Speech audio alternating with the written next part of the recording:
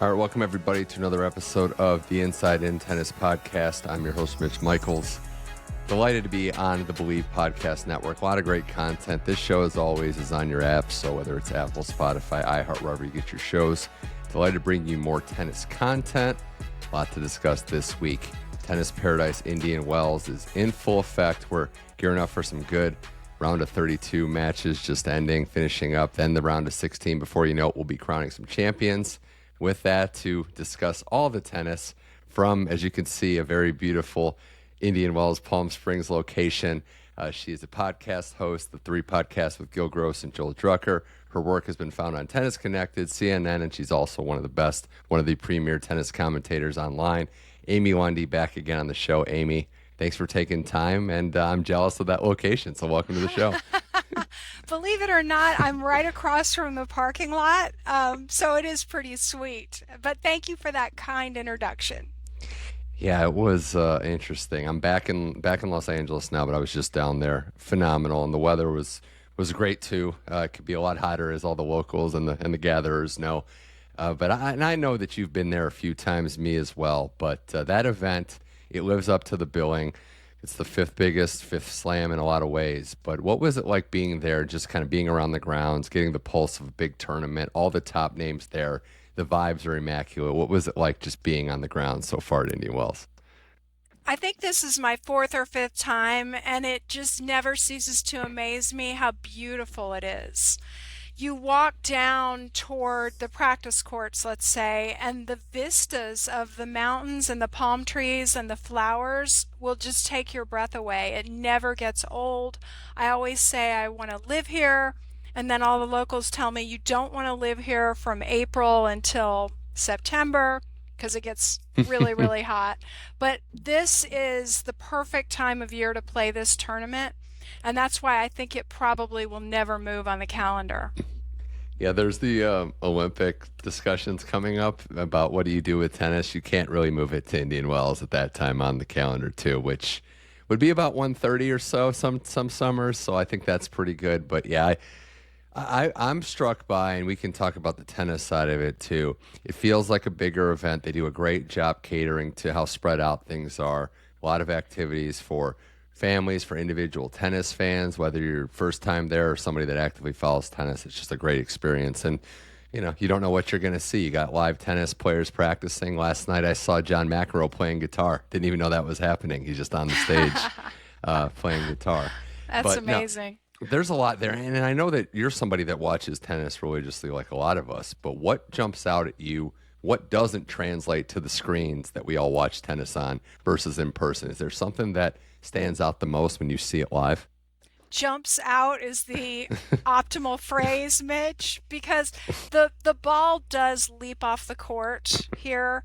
And there was a lot of discussion about the fact that they changed the brand or the company that does the court surface this year, and would that make a difference in the conditions? And my takeaway from this is no, it really did not make that much of a difference. The reason given was that they were trying to homogenize Indian Wells and Miami and not make it so much of a drastic difference. And I must say there's nothing that they can do about the air, because the air is dry and thin and hot here, and in Miami it's hot and heavy and wet. So the conditions are not that different than they have been in years past in terms of the court surface. The ball still really jumps, and those who have a kick serve do really well, and those who have trouble on, say, a high ball to their backhand may struggle if they don't have solutions or answers to that.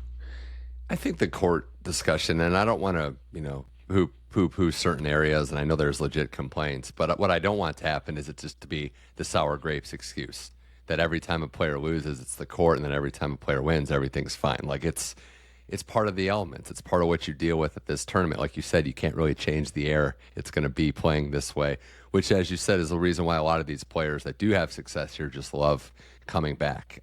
That said, a player that didn't have success, someone that you cover, Novak Djokovic, goes out early to Bodek van Zandschulp. His first match at Indian Wells, he goes down to a lucky loser. Bodek has had quite the year, to say the least. But in that match, It's obvious from the outside, right, Amy? And I'll let you dive into this, but he didn't look comfortable the entire match. It goes 3 sets. The third set got away from him in a hurry. But why is it that Djokovic, in your mind, just can't seem to find his comfort level at this event since 2016 when he won it last? He hasn't had the success here, and this tournament was no different. The comfort level was just not found. You make an amazing point, and I'm glad we started with this because this really is the meat of what's on everybody's mind. First of all, Botic is a heck of a lucky loser, right? I can't even believe he's a lucky loser. He's a giant killer. Very high quality player, if streaky. So that was a little bit unlucky for Novak because it would have been nice, since he doesn't have a ton of matches under his belt, it would have been nice to warm up with something else. That being said, Mitch, it comes down to 2 factors for me. Number 1, the movement. And I don't know if it was the meniscus or the hamstring tear. And we know he's superhuman and can come back faster than anybody else on the planet. But I think he's still kind of in recovery phase from that. And what I see isn't the same movement. And I don't know that it can be attributed just to time off. I'm not sure. And then number 2 is motivation. And like you said, of course he's won here before, but lately he hasn't had a ton of success here because he's got clay season right around the corner. Now the question for me is, and I'd love to get your thoughts on this, if you're Novak, do you attempt to play Miami? He's got a place there. He's comfortable. He's here anyway. He needs matches. Or do you just pack it in and go ahead and look to clay? That's such a great question. And look, it starts with, obviously, the motivation is slams. And not that it shouldn't be everyone's motivation, but when you've won everything and you're at that stage in the game, and even as superhuman as he is, you don't recover as fast as quickly as you used to. That's all got to be considered. But it's a weird thing to say this. Like, he needs matches. You have to be match tough, even if you're the greatest of all time. The counter to that, as I'm arguing with myself a little bit, is where do these events lead? Is this going to help in his clay preparation? And I don't have the answers for that. Only he can really decide if getting on the court in Miami is the best for him. But he hasn't played a lot of matches, and part of that is getting beaten early in the Middle East. I know the injury has been part of it, but it's a weird thing, right, to say maybe Novak needs some matches because we've been spoiled by him and by Roger and Rafa where they can just pick up where they left off. Well, it hasn't happened yet. So I would lean towards I think he should play. I think playing matches would be a good thing for him, but I don't know. It's a tough one. It's something he's going to have to think about in the next couple of days. Absolutely. I just don't know where he's at from a recovery standpoint. Yeah. And the media is going to be on him about Andy Murray, and I don't know how Novak does it. I would be so aggravated with, the constant questions and this, that, and the other. One thing I will say, nobody's really talking about this. He posted on X a really heart-rendering video of himself at Indian Wells over the years. Yeah. And it was some of his best shots, some of his most memorable opponents against Roger. Mm-hmm. And they didn't play it in the stadium, nothing like that. I just wonder, after seeing that, is this his last appearance here? Well, that's something to think about, too, because I always said last year, the first sign for me with Rafa, I mean, there were signs, obviously, but it's when they don't say, I'll see you next year on the post. Have you ever noticed that? Yeah, when they don't everybody say, I'll see you next year. For it, Yeah. They need a phrase that is like totally non-committal, Yeah. Well, look, I hope that this isn't the end of the road, and still, it remains to be seen. It was pretty cool to see. I thought it was cool to see Andy Murray giving him advice, like on how to stand and how to hit the ball and where to position himself return-wise. Probably one of the only people that can actually do that and be taken seriously, so I thought that was good. So Murray's got some guts, doesn't he? He's just going to go there because he knows that's what he's been hired to do. I love it. Well, Botic, you mentioned, been the giant killer, wins over Alcaraz at the U.S. Open, Nadal in doubles in the last match, and then this. So we'll see. We'll see what happens with Botic. Speaking of Alcaraz, he's going for title in a row, number 3. So far, so good. He's got his second match later tonight as we record this against Denis Shapovalov, who's playing a lot better. But This feels like his tournament. I thought about it last week, and I thought maybe, Amy, when it's all said and done, he could win this event the most in his career, given how his game suits up well. But you can elaborate on my basic point. But why does he play so well here? It's been a second home for him in a lot of ways, and his game just seems tailor-made to handle everything we talked about at the top. I think these conditions are unique. I really do. And sometimes I like to get out on court, which I did this morning, just to feel it myself, to understand, okay, how does the ball travel? How does the ball bounce?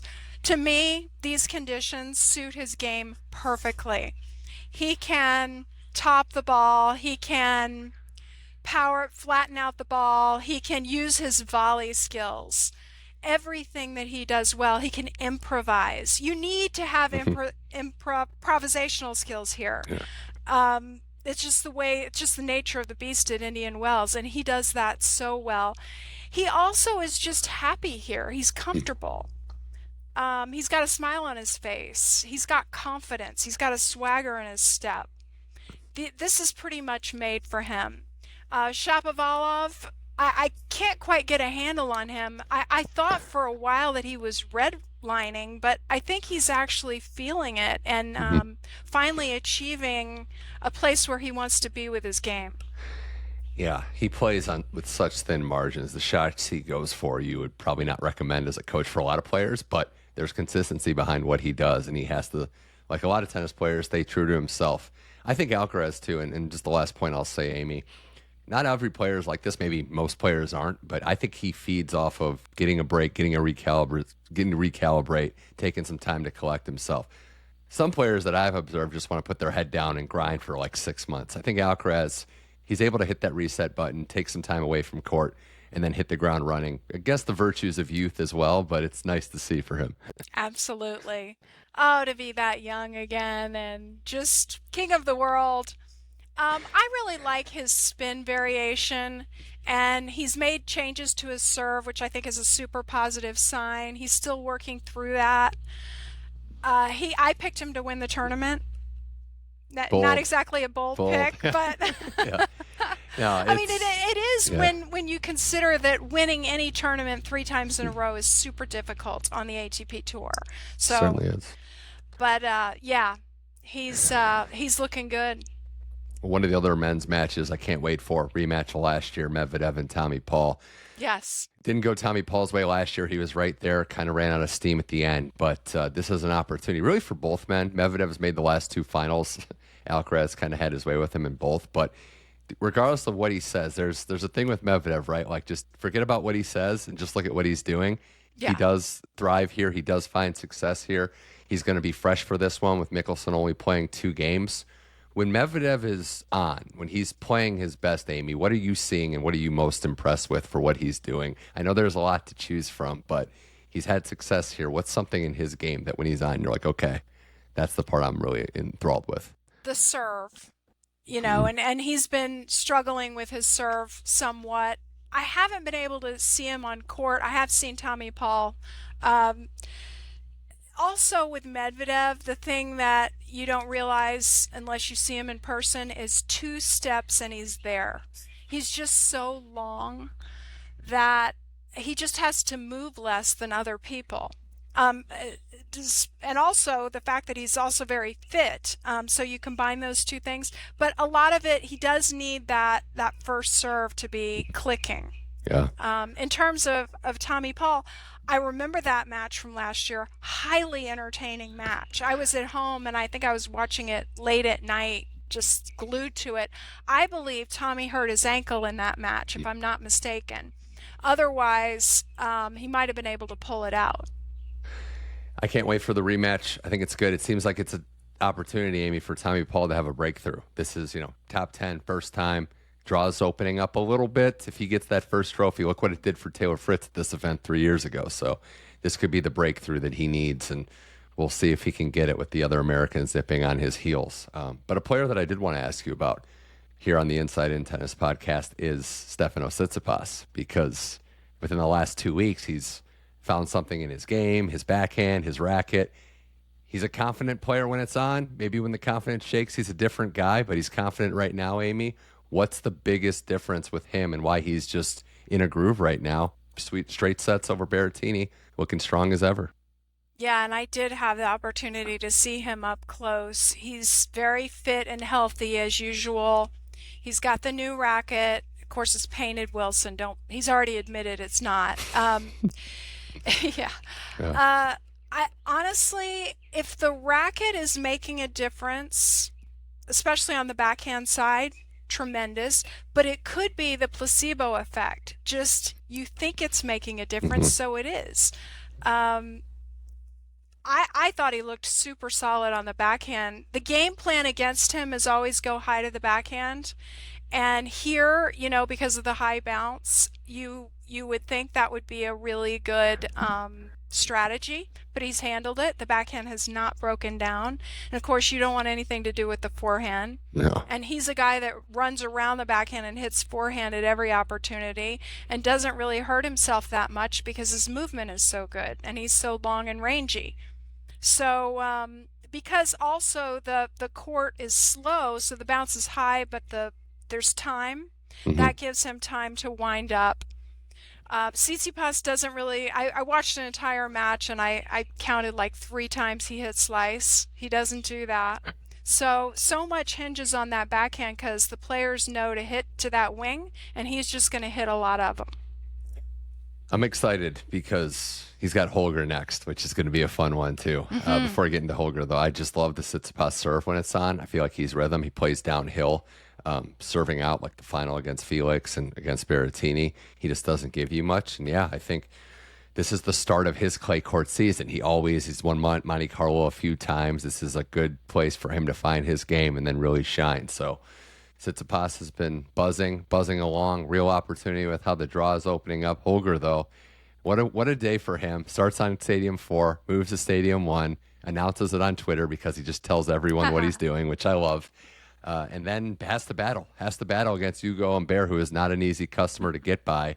But he finds a way. And Amy, he's been looking for a spark. We've seen it. I think this might have been it. So we'll see. Mitch, mad props to the tournament because that could have been a Stadium 1 match from the get-go. So they adjusted and pivoted really nicely there. Again, they do so much right here. To borrow a phrase from baseball, I think Rune is the 5-tool player. He can do everything. Sometimes it's just the mental and the discipline and reeling it in, knowing when to go a little bit more aggressive or the right patterns to play as opposed to just playing from his instincts. But when it's all said and done and Rune is done with his career, I think he will have at least one Grand Slam. What do you think? I agree with that. We had this discussion recently. I would think that's safe. You're not going to have big 3 dominance. I don't care. Like, you're not going to have them win. We have 2 guys now that are great, but like have 3 to win the lion's share is tough. I think he's got it. I think you have to be confident. You have to be irrationally confident to succeed at the top of any sport. I also think what you said is accurate, the 5-tool player. But sometimes, and as a tennis player yourself, maybe it's hard to know which tool to choose in the moment. So that's part of it. His decision-making maybe is the one thing you're saying, well, can we improve this? Can you find your bread and butter when the chips are down? What do you do? But that to me is more correctable with age and with proper coaching, which hopefully he's, seems like he's getting now, and stability. But I think there's the ingredients for a slam champion. You just got to, make the cake. Yeah, and pick what he wants to work on. I think his volley skills are fantastic. He's got very fast hands. Now it's just, have a plan, play a pattern, whatever his coach determines that pattern needs to be against X player. But again, he's got all the skills and it will come together for him with a little more maturity, in my opinion. So more with Amy Lundy here on the Inside in Tennis podcast, talking Indian Wells 2025. A couple more thoughts on the men's game, and then we'll switch to the women. But we saw one of the upsets last night. Although if you were watching it for the first time, if you're new to tennis and you were watching Tiafoe versus Watanuki on TV, you might not think it was an upset by the way that they were playing. Watanuki was insane last night, and I'll start there before we talk about Francis. Amy, the ball striking, the ability to return a Tiafoe serve. I can't really think of anything I've seen like it before. This was a player who's been through a lot. The knee injury, needed a protected ranking to get to qualifying outside the top 300, and yet here he is beating Tiafoe on American soil. Just unbelievable. I don't think anyone had him in their sights.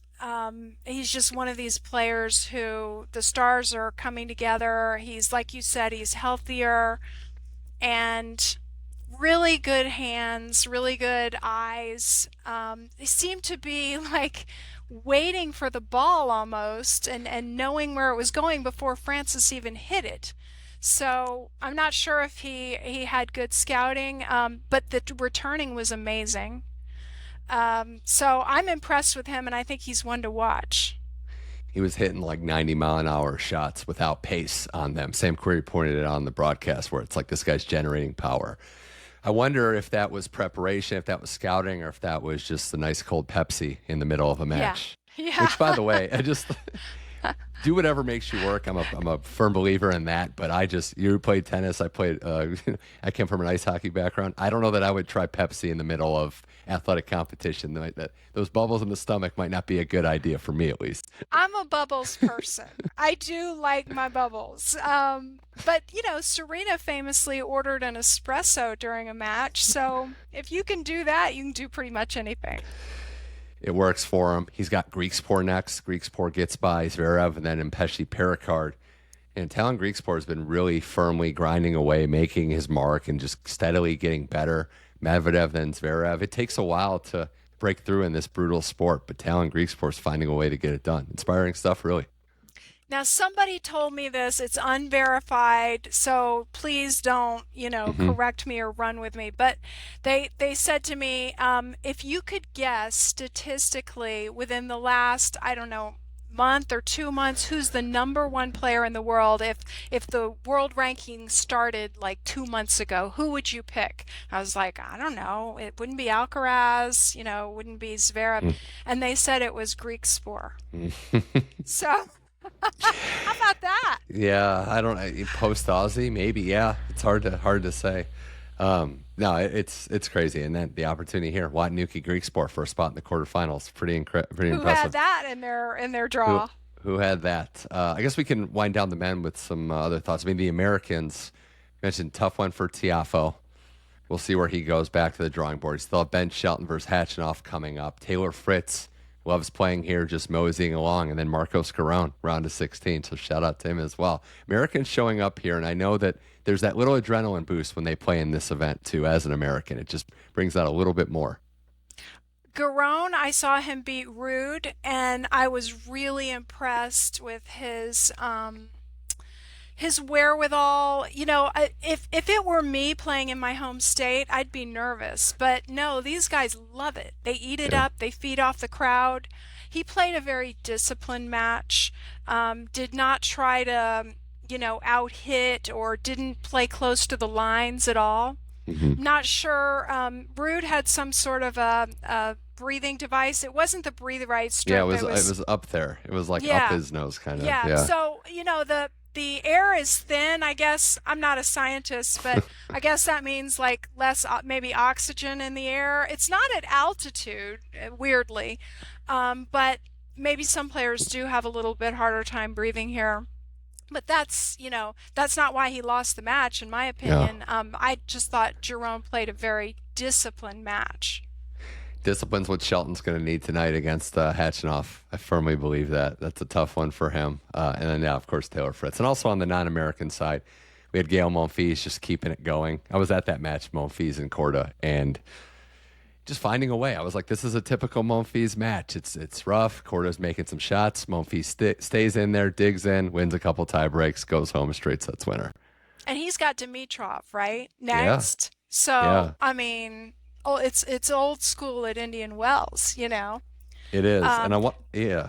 Either one of those guys would be entertaining. I would love for either one of those guys to come through. And we did just have a final now. I was checking. Draper beats Brooksby in straight sets, 7-5, 6-4. So Draper moving on. Great run for Brooksby getting back, showing you why he's a frustrating player to play against. I don't think anyone likes seeing him. It's like, great. Brooksby's on the other side of the draw. Awesome. But for Draper, I mean, he goes this match, he beats Fonseca, runs away with it in that match. He is leveling up. This is a firm moment for Draper to enter the conversation, and really consistently getting deep into these tournaments is something that's going to be great for him, showing to himself and to everybody it's not just flash in the pan. I saw the Draper Fonseca match, and Draper hits an extremely heavy ball. Even for somebody who has mad hops like Fonseca and can get up to the ball, Yeah. it was not comfortable for him. And part of it is the lefty spin. So not only is it a heavy ball, but it's spinning in a way that is not fun for a righty. Mhm. So I picked him to go to the semifinals, Draper. And Right. he's healthy right now. He looks good. He does. The lefty thing, practicing with Shelton, which is funny because they probably both were not happy either, even lefty on lefty, Right. having to practice Right. Even together. lefties don't like to play lefties. That's so true. I did want to ask you, in addition to that, Amy, you mentioned something about the Fonseca forehand. Saw it in person. I was following online. It's as good as advertised. It's legit, but it's such a big volatile shot, such a big powerful shot that there's going to be errors as a result of that. So seeing Fonseca in person, how can you elaborate on what you saw and maybe ways he can bring down the air count while still having the explosiveness? That's the $1,000,000 question. I mean, if we could all go out and just pummel the ball and keep it in the court, then we'd all be millionaires, you know? It is a stunning shot, Mitch. Like, the crowd gasped several times when he hit it. I think part of it relates to contact point because he jumps very high with very little effort. He gets up to the ball and gets to it quicker than anyone expects. It's just I wrote on X that there's an element of it didn't need to be that good, and that's what Draper got. Like, Draper has a really nice forehand, but most of his shots were just like 75% forehand or backhand, and that's the element that Fonseca is still working out. But it's the potential Yeah. is amazing. Just remember, 2 out of 3. Win 2 out of 3 points, and you're just going to keep going along. And then you're going to kick butt. Yeah. Yeah. Perfect. Well, on the women's side, we get to the women's event now, Amy, and I want to ask it somewhat jokingly, but somewhat seriously. Are we starting with this being like an Iga Invitational? Is this going to get to a point where maybe not to win every year? She's going for 3 and 4, but I think like Carlos, she's going to win quite a bit of these, given how she plays here, the confidence factor, and also just all the conditions you said. Iga loves the path of least resistance, and she just buzzes all the way through these draws. So is it kind of an invitational at this point, too? Another just hugely bold pick by me to pick Iga to win the tournament. I don't know, I have seen Iga in tournaments where she's cruising along, she's bageling and breadsticking, and all of a sudden somebody takes a set off of her, and it's disquieting. So that could happen. Well, it happened against the player that she's playing next in the Roland Garros final a couple years ago, Yeah, Muhova. So one of my I'm- favorite players to watch. I think this is a fascinating matchup because Muhova is, for lack of better terms, a problem maker for a lot of players. She's going to just disrupt you. A disruptor would be a better way to put it. I think that Iga has all the tools to handle her. But yeah, what happens if Muhova makes plays and, wrecks the game a little bit? I think Iga's built to do so much here. Giving her time in tennis is a problem, and I think Iga has time here to really operate. And the serve is held up. So if the serve keeps holding up and you're not getting any openings there, it could be a long day at the office. That Muhova is an extremely difficult player to game plan for. You don't know what she's going to do. She serves in volleys, which almost nobody does. She comes to the net. She has a brilliant serve. She's very athletic. She can grind from the baseline. You just don't know what she's going to do, and she may pivot. She may start one way and then go into something else. That's a player that also, we mentioned with some of the others, Alcaraz, that Rune, that needs almost less creativity. But as you recall, Iga did beat her. She found a way. She problem solved, even though Muhova took a set off of her in that French Open final. So I don't know. I'm still feeling straight sets. Yeah, that's a good feeling. I think it's a logical one there. We'll say that some of the other seeds, some they advanced, but they didn't. They looked varying degrees of good to poor, depending on who you look at it. I thought Sabalenka played a very clean match against McCartney Kessler. Not an easy one to start your Indian Wells campaign, but Aryna's power, seeing that again in person, just next level. How she's able to rein it in more than she ever has been good. We saw the same from Elena Rybakina, who played very well, to beat Katie Bolter, breaking back and then winning in straight sets. Can't say that Coco Gauff looked good, though, because that was a struggle. But getting to the finish line, getting to the handshake as the winner is all that really matters. But that match was a tough one, and she's got Maria Sakkari, who beat her at this event last year, next. So Coco understands there's a lot to work on, because if she brings that level next, it's probably not going to go her way. Yukijima is sneaky, a high-quality player. I was really impressed with her. So I didn't think that Gauff played super, super poorly outside of the double faults. You almost have to make that, put that aside as a separate issue. And of course, the coach that was brought in to help her, and his specialty is grips and all that, and help her fix her serve. And then the camera pans right on into him every time she double faults. Yeah. But that Ukujima had beaten recently. She's beaten Ostapenko and she beat Raducanu. So for Gauff, it's not as bad an outing as you might think. And her next match, she might actually find somewhat easier. But yeah, Coco, if I mean, you said it before, win 2 out of every 3 points. If you can just cap those double faults somewhat, cut them in half in those matches, she's going to roll much easier.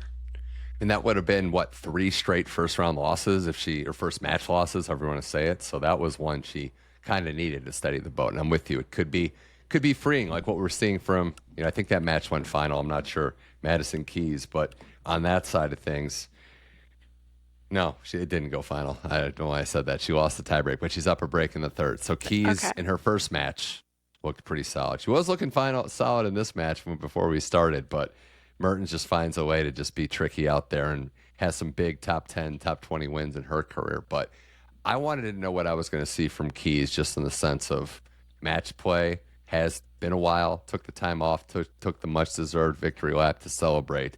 You eventually have to get back. You have to get back to a field, to a locker room, Amy, that is as hungry as ever for what you've accomplished. So we'll see what happens today and beyond for Madison Keys. But the attitude and the bliss is not going to go away anytime soon. Yeah, that's very difficult. She's kind of in a honeymoon phase still. That's like, I achieved something and nobody can ever take that from me, which I know Raducanu has been in that phase too. But then there's the what's next. And she's recently married and she's settling in, to her personal life. So there's some things going on with that. But in terms of just the tennis and the conditions, I would think it suits her here. Yeah, which is weird because she hasn't had the success at this event that maybe she's had at other events, but confidence is a crazy thing. So I think she'll be riding high for a while. Confidence has kept the other 2 Americans that are coming off of some success riding high. Pegula is looking, as solid as ever. That win in Austin kind of just got her back on the road to success, just buzzing right along. I am, every week, it seems like, Amy, just more impressed with how much tenacity Emma Navarro has, because there's been a lot of opportunities. And maybe you could say that her level needs to improve to really contend. I think that's fair, but another match where she's down for a 9 count and finds a way to beat Sorana Cirstea down 2 match points. Just a big fighter is what Emma Navarro is proving to be. She's kind of the talk of the tour right now. Even the men's tour, I've heard a couple of the men's players mention just how good she is and solid. Yeah, if I could borrow a 16th of the amount of someone's fight, she would be the player that I would want to borrow from. She's also don't sleep on her ability to unload on a forehand. I mean, she's an elite mover, but she knows how to finish. Is Emma Navarro, and I'm asking you, but I think you've heard similar things. Like we're talking moving, we're talking fitness, we're talking athlete. She's up there, right? Like for WTA, like could she be the best in any or maybe multiple of those categories? Yeah, I mean, I'm trying to. I guess go. Yeah, I would put her as number one in movement right now. Right Wow. now. Wow. No, and I've heard the same thing, and it's maybe not who you would expect at first, but clearly put the work in and is a dangerous player out there. So yeah, I think that's somebody that we're going to be seeing a lot of as tournaments go later and progress along the way. Yeah, because Yeah, we don't have Barty on tour anymore. I no, mean, just in terms of overall athleticism, I might put Ash just a hair ahead of her, but yeah. strictly from a movement perspective, I think you're right. Good call. So how would you, so to speak, handicap the field on the women's side? Obviously, Iga deserves to be the favorite, but what's the next basket of contenders and what the gaps look like? How would you assess the contenders on the women's side at Indian Wells?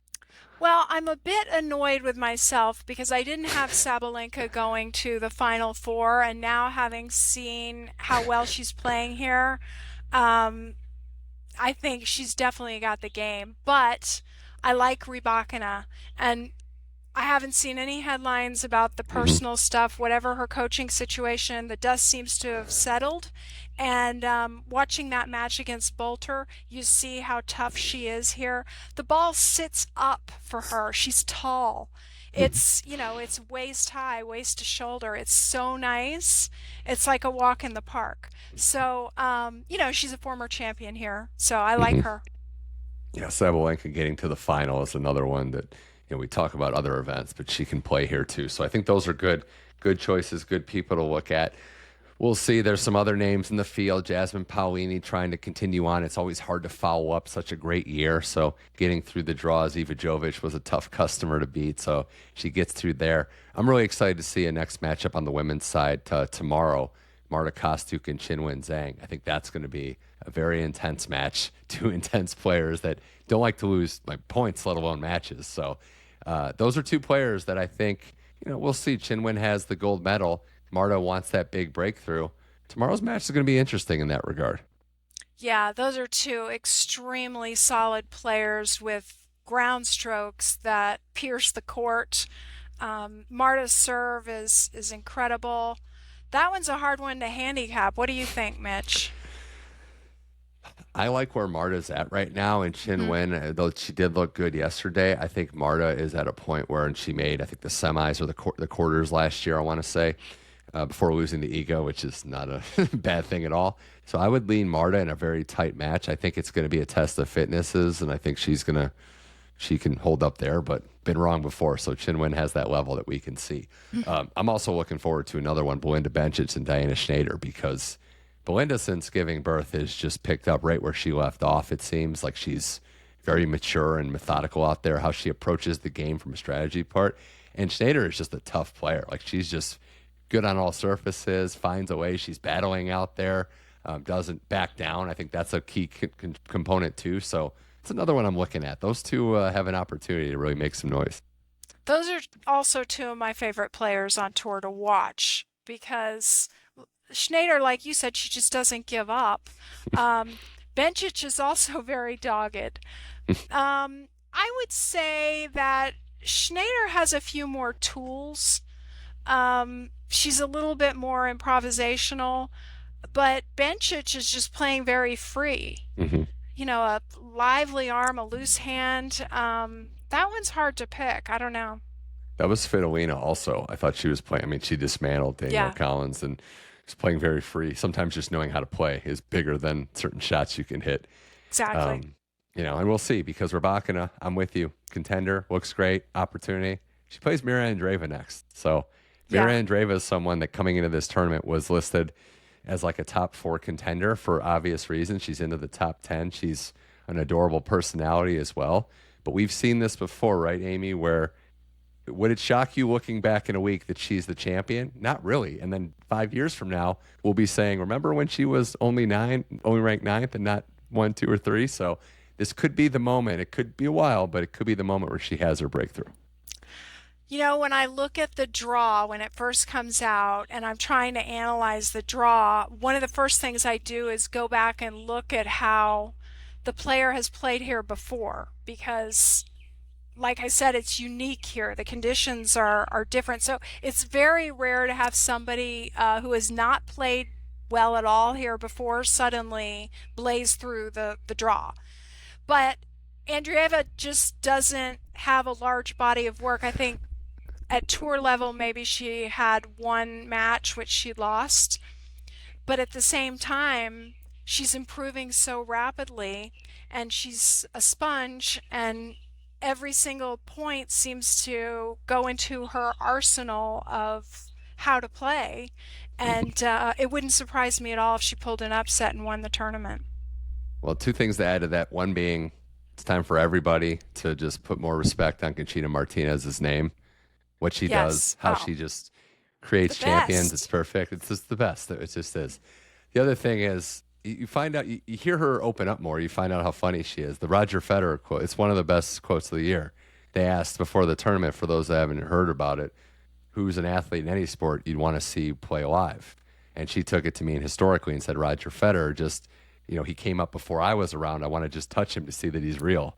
That's not some mythical creature. So I love that she's a fan of tennis, and of course she's been effusive with her praise of Andy Murray, and and Murray just eats it up. He just she said loves it. She said Murray is beautiful, and Murray said, imagine how good she'll be when she gets her eyesight fixed.